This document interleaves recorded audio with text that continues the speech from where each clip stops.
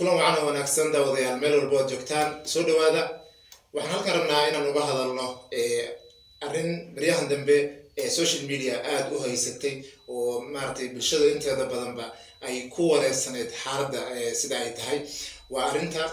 youtuberka caanka ah Kamal Cabdul iyo gabadha la sheegay inuu dhawaan guursaday dooda badan dhalisay. arrintaas rabnaa inaan wax yar ka nidhaahno bulshada Soomaaliyeedna aan u iftiimino wixii xoga arrintaas aan ka hayno iyadoo uu garabkayga fadhiyo Cukash Maxamed oo arrintan si dhow ula socday. Cukash soo dhawow, bal ugu horreyn arrintan goorma ay soo bilaabatay bal wada faahfaahin naga siinay. ilaa sababta ku raamaasan tahay horta arrintan arrin ugu bahowey wax horay Soomaaliya u sii taqaanayna ma ahan in marwo meel degan oo carruur dhashay in nin kale ma taqaanaa hadana mehersado wax ku cusub ay baraha maaha Soomaaliya dhaqankeeda noqoto dhammaan guud ahaan. arrintan gabadha saygeeda oo leedahay Cabdisalaan markii xalay la leeyahay waraysiga wuxuu ku bidaamiyay waxyaabo fara badan. gabadha wuxuu yiri labadii sano u dambeysay waxaan ku arkay isbedel aan ku aqoon jiray kaasi oo nolosheeda iyo taayaga iyo tacaruurta dhammaan saameyn ku yeelatay. halkee ku noolaa markaas? Europe joogin waxay ku noolaayeen Sweden ku noolaa. waan gartay. marka maalmaha ka mid ah marka wuxuu yiri markii xaaladda ay soo ifbaxaysa waa marka gabadha intay heshiiyeen ay u tagayso laakiin kama warqaban ninkii qabay gabadha arrinta ayada. wuxuu yiri marka xaaladii gabadhii xanaaqeedii iyo baahidii aad u batay imaankan waxay tiri niyow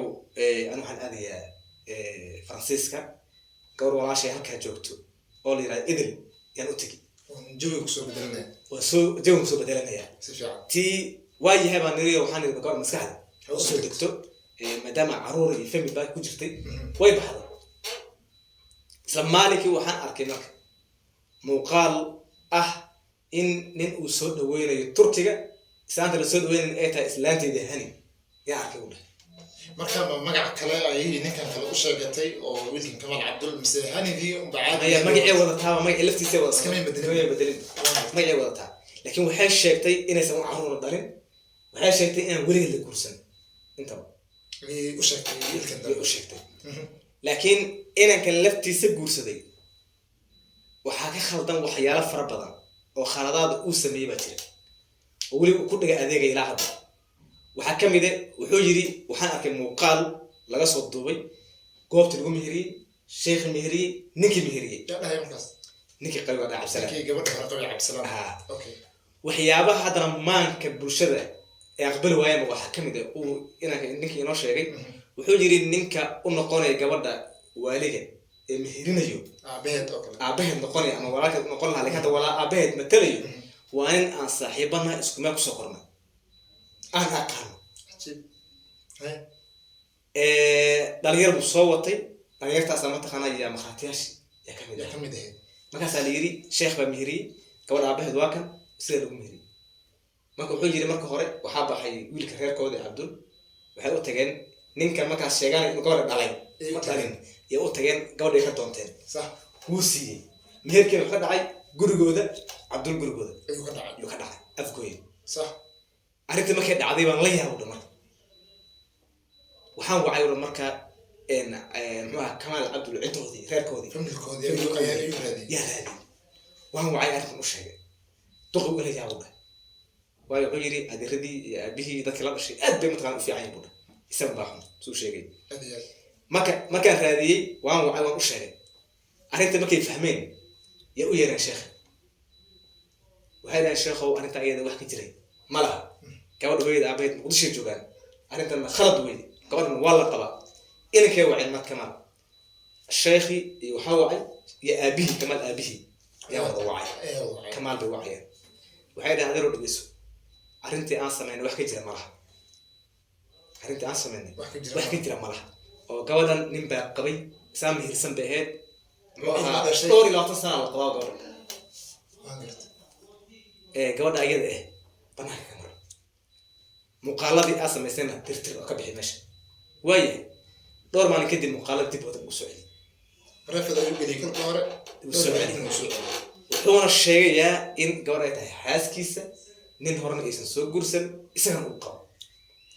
marka ninka ku anducday marka Cabdisalaam wuxuu dhahay arrintan iyada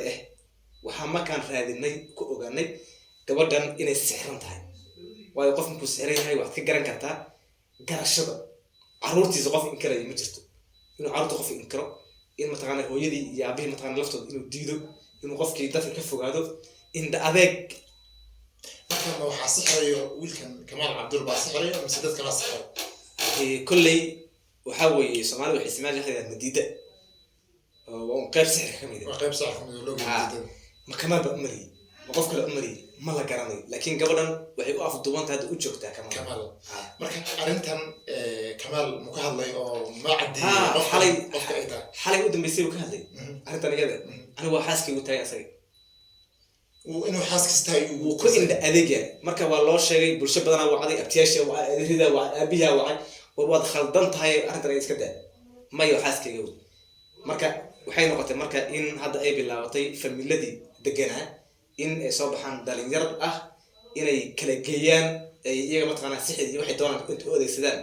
inay mataqaana ka faa'iideystaan laakiin ogow qof kasta oo dhib sameeyo